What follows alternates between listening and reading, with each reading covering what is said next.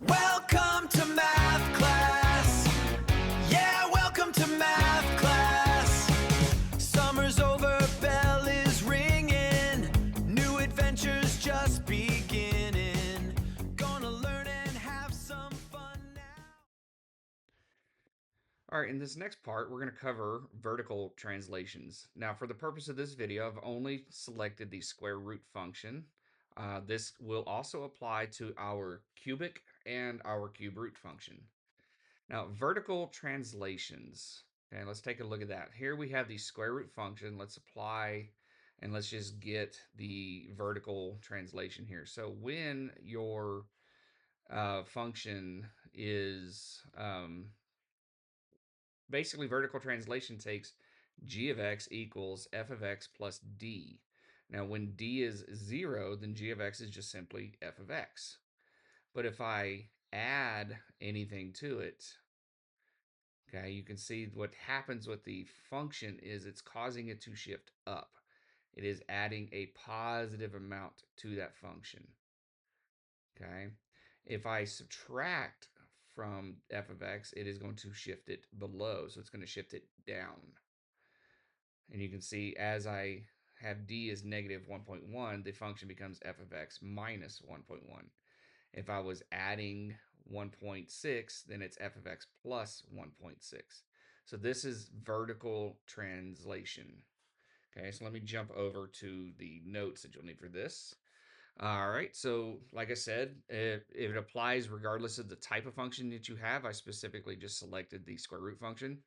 One thing to remember about transformations is the number outside of f of x affects the output only. And so what that means is that f of x is evaluated first, and then d is applied to the output of the function. So what you need to know is that if d is equal to 0, then there is no vertical translation. If d is greater than 0, then it shifts up. All points do that. So all points shift equally. And if it's less than 0, then they shift down.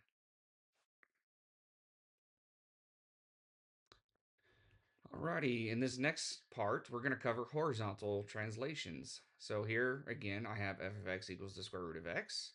I have the horizontal translation here. So g of x equals f of x minus c. Now, if I increase the c value, if I add it to the right here, what you see the function is doing is it says f of x minus 1. If I set c equal to 1, the graph looks like it went to the right. So if we are subtracting 1, then we move the graph to the right. If I decrease it down to negative 1, what it does is it changes it to x plus 1 on the inside, and it shifts the graph to the left. So in conclusion, for horizontal translations, let me jump over here to the notes part of it. Again, horizontal translations, if it's adding a value, then it's going to push the graph to the left. Okay, that's where we're here. If it's subtracting, like here it says minus 3, then that means we're going to move to the right. So the number on the inside of f of x affects the input only. So it's going to change the input of the function before it performs any output calculations. And then what that means is the input is adjusted first. Okay. So what you need to know is that if c is equal to 0, then that means there's no horizontal translation. If c is greater than 0, then the graph is shifted to the left. So again, if we're adding to the x to the input, we're going to shift the graph to the left. If it's less than 0, or in other words, we're adding to the input, then that means we are shifting the graph, or sorry, subtracting to the input, then we are shifting the graph to the right. And just like our vertical translations, all points are going to shift equally when it's a horizontal translation. Alrighty, in this next part, we're going to cover vertical dilations, also known as stretching and compressing. So let's take a look at what the dilation would look like vertically. So here, let's go ahead and add our function. So f of x equals the square root of x. G of x is equal to a times f of x.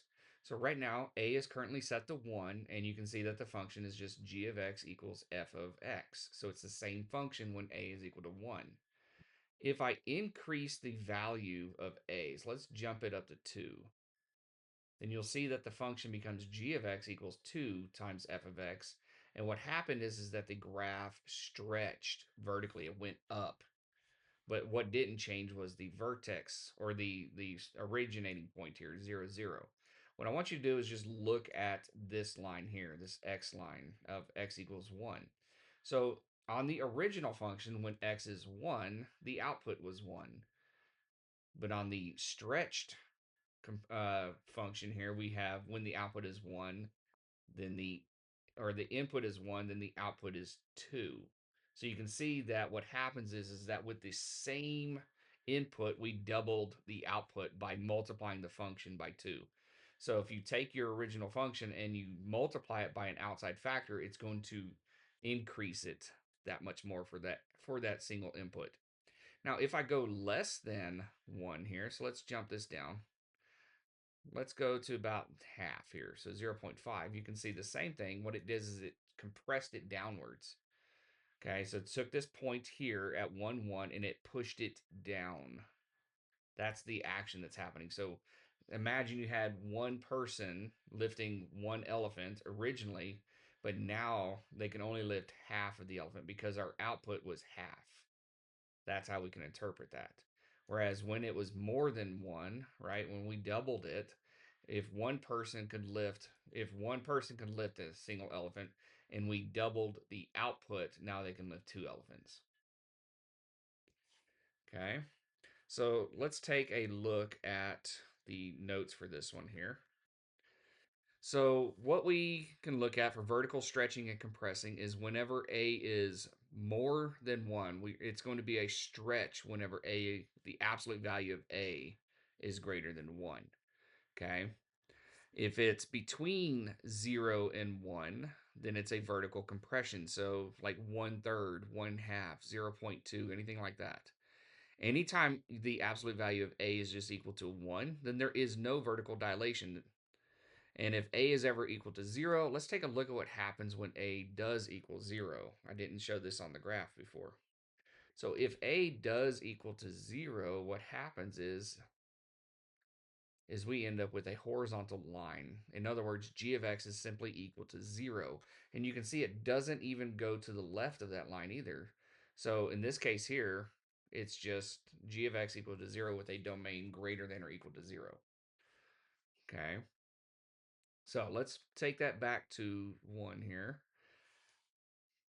I didn't want to do that.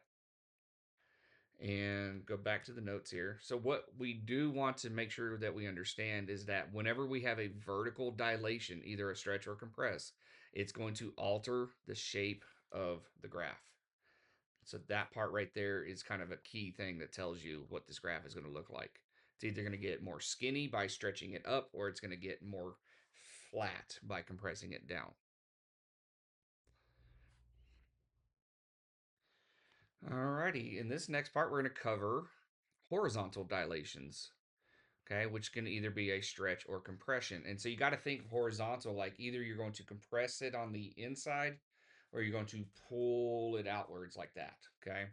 So in horizontal dilations, let's take a look at this one.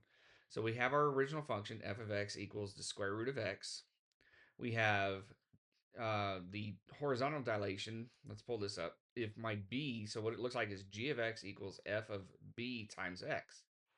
Well, if b is 1, it's just like the vertical dilation. It's just simply the same function, g of x equals f of x. If I increase, this is where it kind of gets tricky. Okay, vertical dilations, it's very direct. If it's multiplying by a number more than 1, we knew it stretched it up. And if it was ever less than 1 but more than 0, it was compressing it downwards. Okay, but watch what happens whenever I increase the b value for more than 1. Let's go to 2. So it looks like we did a vertical stretch, but what we want to pay attention to is the horizontal line here. So originally, if I had one strong man, he could lift up one elephant, right? That's what this is kind of telling me, how I can help interpret this. But now, by compressing it in, this is what's happening is we took that point and we pushed it inside. Now it only takes half of a man to be able to lift that one elephant. So it doesn't take as much input to do the same amount of work. Okay. If I decrease it, if I say 0.5,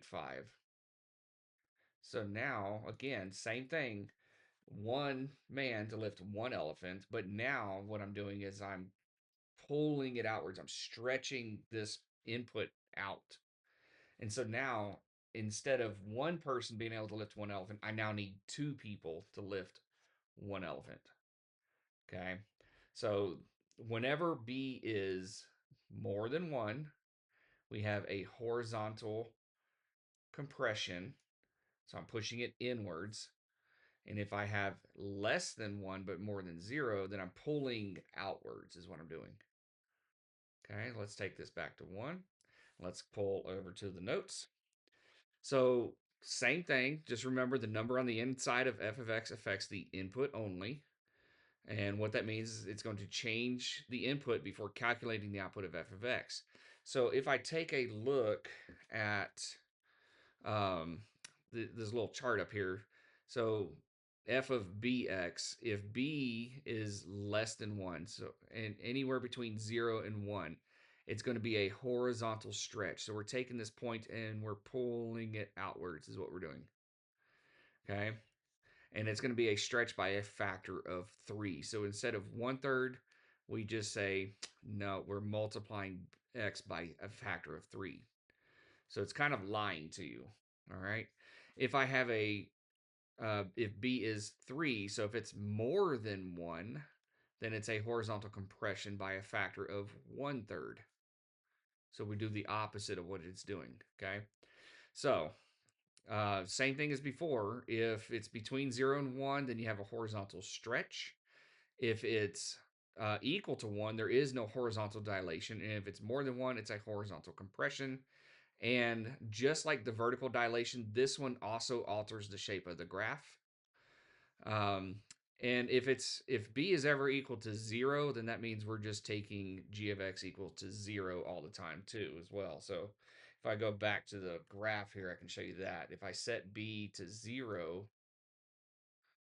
you'll see that the function itself just equals 0 now because you're now doing nothing with it. It's just always equal to the same value.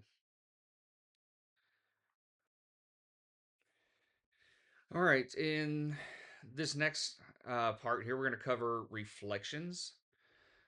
So a reflection occurs. We have a vertical reflection over the x-axis whenever a is less than 0. So let's take that vertical dilation values when we talked about a. So let's take a look at that. Okay, so here, if I made a less than 0, you can see that it's reflecting the line over the x-axis. So in this case here, g of x is equal to negative f of x. And it doesn't matter what it is. I can still look at the number itself as the absolute value part of it, but just look for the sign in front of your f of x. If it's ever negative, that means it's reflecting over the x-axis. Okay, now let's take a look at horizontal reflection. Horizontal reflection over the y-axis whenever b is less than 0. So let's take a look at the dilations again. So if I take the horizontal dilations where b occurred, okay, remember right now if b is 1, it's g of x equals f of x. But let's go less than 0, because remember at 0, it's just 0. If I go less than 0, suddenly it's reflecting the opposite direction. So let's go to negative 1. Okay, so here, g of x equals f of negative x. So we are changing the input of the function in order to generate this desired output, go in the opposite direction. So it is reflecting over the y-axis. Okay, so what you need to know is if a is less than 0, it's vertically reflected over the x. It's pretty easy to spot this one on the graph. If b is ever less than 0, it's a horizontally reflection over the y-axis. And it can be more difficult to see on the graph, particularly when you have functions that are symmetrical, like your quadratic function. It's not going to be as visible here. But as you can see with the square root function, it was pretty simple to see it because there wasn't another component to it as well. It wasn't symmetrical.